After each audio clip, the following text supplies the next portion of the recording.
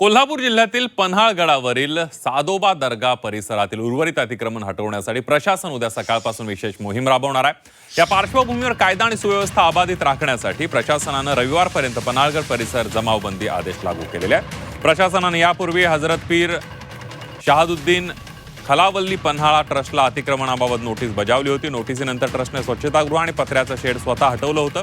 मात्र तलाव परिसरातील उर्वरित प्रार्थनास्थळ कायदेशीर असल्याचा दावा ट्रस्ट करून करण्यात येतोय। दुसरीकडे हिंदुत्ववादी संघटनांनी या बांधकामांवर आक्षेप घेत तो भाग बेकायदेशीर असल्याचा दावा केलाय। अतिक्रमण हटवण्यासाठी प्रशासनाने दिलेली मुदत संपल्यानंतर आता उर्वरित बांधकामावर कारवाई केली जाणार आहे। दरम्यान वीकेंडमुळे पन्हाळगडावर मोठ्या प्रमाणावर पर्यटकांची गर्दी होण्याची शक्यता असल्यानं खबरदारीचा उपाय म्हणून प्रशासनाने रविवारपर्यंत जमावबंदी आदेश